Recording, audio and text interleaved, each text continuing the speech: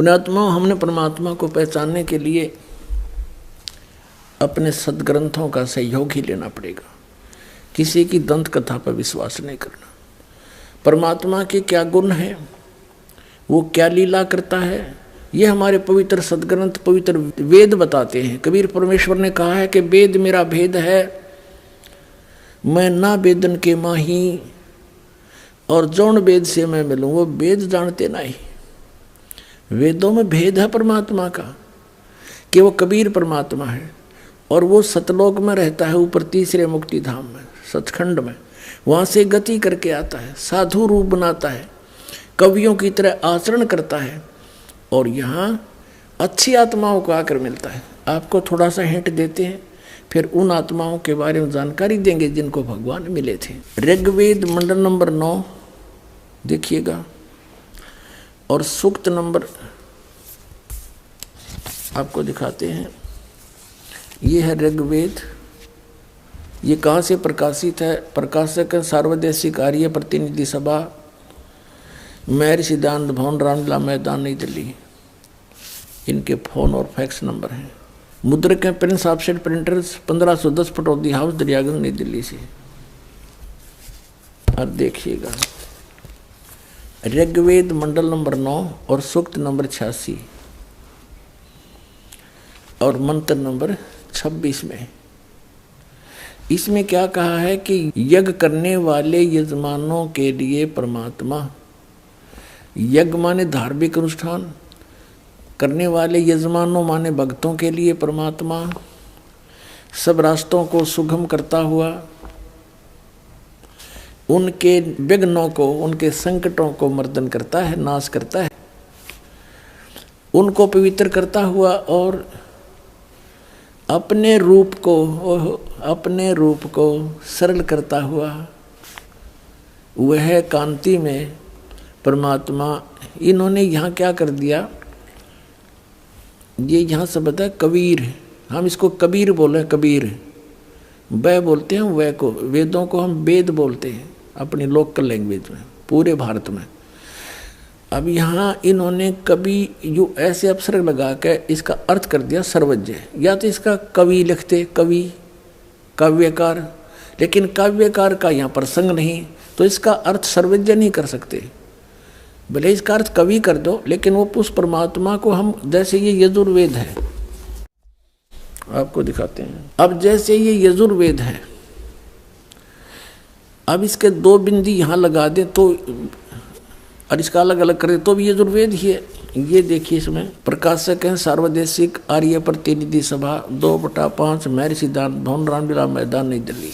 इसमें आपको दिखाते हैं 36 में, इनके 36वें अध्याय में, यह है 36वां अध्याय, 6300 अध्याय। 36वें अध्याय के प्रथम मंत्र में क्या लिखा है?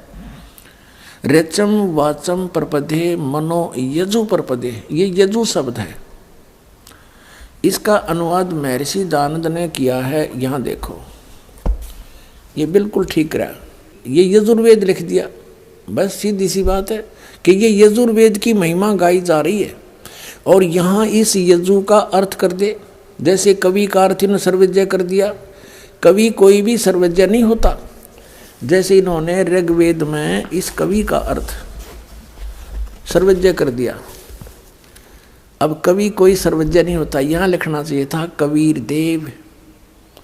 जैसे यजु, अगर यजु का अर्थ कर देते वहाँ पर, तो कैसे समझेंगे कि किसके बारे में कहा जा रहा है? यजुर्वेद के बारे में।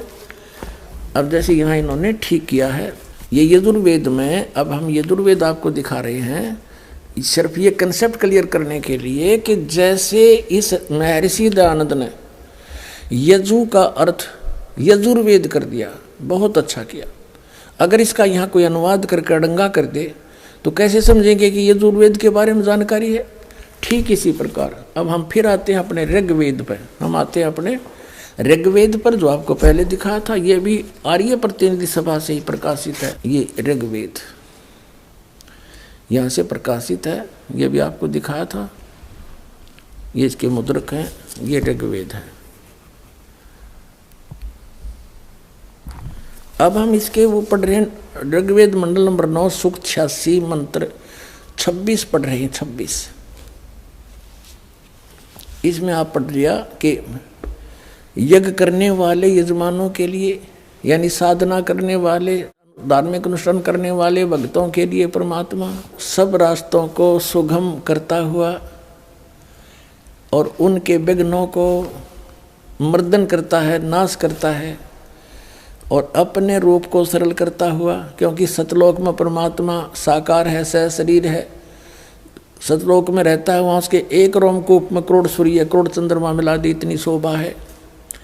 तो एज इट इज भगवान यहाँ आ जाता हम देख नहीं सकते, इसलिए अपने रूप को सरल करता हुआ हल्का तेज पुंज का बनाकर वह कांति में परमात्मा सर्वज्ञ नहीं लिखना था, वो कबीर देव लिख दो यहाँ पर, कबीर देव। हम कबीर देव कहने लगे, कबीर देव, देव न साहब कह लो, भगवान कहो, हम उसको कबीर साहब कहते हैं, कबीर साहब। यहाँ कबीर देव लिख दे। विद्युत के समान क्रीड़ा करता हुआ वर्णीय पुरुष अच्छी आत्मा को प्राप्त होता है। अब देखना 27वें मंत्र में, ऋग्वेद मंडल नंबर 9 सूक्त नंबर 86 मंत्र नंबर 27 में हम आगे, इसमें लिखा कि जो परमात्मा ध्रुवलोक के तीसरे पृष्ठ पर विराजमान है, वहाँ ऊपर रहता है तीसरे लोक में। अब ये कंसेप्ट क्लियर हो जाएगा कि वो परमात्मा कौन है, कबीर देव है, वो क्या करता है, अच्छी आत्माओं को मिलता है आकर के। देखो फिर आगे देखते हैं, ऋग्वेद मंडल नंबर 9 सूक्त 82 का और मंत्र नंबर हम नीचे लेते हैं 1। इसमें क्या किया है कि सर्व उत्पादक प्रभु, सबकी रचना करने वाला, सबको उत्पन्न करने वाला परमात्मा, प्रकाश रूप, सद्गुणों की वृष्टि करने वाला, पापों को हरण करने वाला, वह राजा के समान, राजा के, देखो ये 269 पर पढ़ा हमने ना, कोई नकली नो कह देगा और पृष्ठ दिखा दिया होगा। ये 270 पर आ गए। पीछे लिखा था राजा के समान दर्शनीय है, देखने जोगा है, साकार है भगवान, वहाँ विराजमान है ऊपर के लोक में। वह पृथ्वी आदि लोकांतरों के चारों ओर शब्दमान हो रहा है। इसका अर्थ ये है कि वो पृथ्वी पर आकर ऊंचे स्वर में आवाज लगाकर ज्ञान देता है। फिर भी वह वर्णीय पुरुष को, श्रेष्ठ व्यक्ति को, श्रेष्ठ आत्मा को, जो दृढ़ भक्त है उसको पवित्र करता हुआ प्राप्त होता है। उसको मिलता है, कैसे मिलता है कि जिस प्रकार विद्युत आकाशीय बिजली सने वाले स्थानों को आधार बनाकर प्राप्त होती है, उसी प्रकार परमात्मा प्राप्त होता है। अब देखो उद्देश्य क्या लेकर आता है, यहाँ देखो फिर ऋग्वेद मंडल नंबर 9 सूक्त 82 का मंत्र नंबर हम 2 पढ़ रहे हैं। पहला पढ़ लिया, हे परमात्मन, उपदेश करने की इच्छा से आप, ज्ञान देने की इच्छा से आप महापुरुषों को प्राप्त होते हो, महापुरुषों को प्राप्त होते हो, अच्छी आत्मा को प्राप्त होते हो, और आप अत्यंत गतिशील पदार्थ के समान हमारे आध्यात्मिक यज्ञ को प्राप्त होते हैं। आप, या फिर लिख दिया सर्वज्ञ, यह लिखना था आप कबीर देव हैं, आप कबीर साहब हैं और शुद्ध स्वरूप हैं। हमारे पापों को दूर करके हे अमर परमात्मा, हे सोम, हमको सुख दे।